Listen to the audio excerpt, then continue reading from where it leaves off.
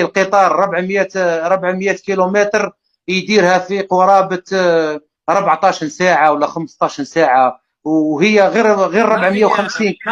ما في براق. ما في لا براق ولا امطار ولا ما كاين ولا شيء، ما كانش كاين قطار بالمازوت يمشي بماده المازوت، يعني راه شت هذا الاحتباس الحراري وبسبب القطار الجزائري.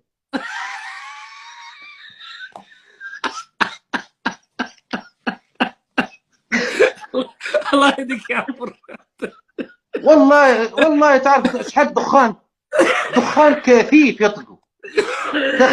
تخيل 14 ساعه ولا 15 ساعه ويمشي بيك لمده 450 كيلومتر والدخان اسود كثير. يعني انت تمشي من قسنطينه، انت وصلت الجزائر العاصمه والدخان مازال في قسنطينه يعمل خط، فهمت؟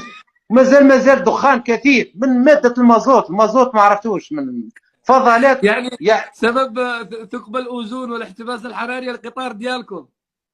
هذاك كيف اسمه هذاك الثقب الاوزون. ثقب الاوزون راح يسكر بالمازوت تاع القطار الجزائري الشنقريحي. الله يهديك يا فراد.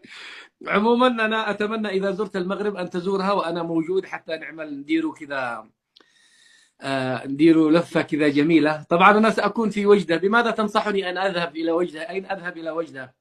ماذا ازور في وجده؟ ان تنصحني لانك دخلتها من قبل. والله ما نعرف عليه، ما نتذكرهاش. كان في عمري 17 سنه، صدق او لا تصدق، طيب 17 سنه كان في انا عمري. ساذهب الى السعيديه وسارى في الجانب الاخر الاخوه الجزائريين. ماذا تريد؟ ماذا اقول لهم؟ ابعث لاهلنا في الجزائر بوسه. اذا رايتهم في الضفه الاخرى سنحييهم من ارض المغرب، نقول لهم يا يا 700 مرحبا. راه اشتاق ليكم طهاري يقول. اي والله سنخبرهم. طيب ان انت شاء الله. اخر شيء اختم به في هذا اللقاء الخفيف. انت يا اخي مر الوقت معك بسرعه ما شاء الله، 45 دقيقه. 36 مليار اكتشفها الشعب وليست الجهات المختصه كما قال تبون.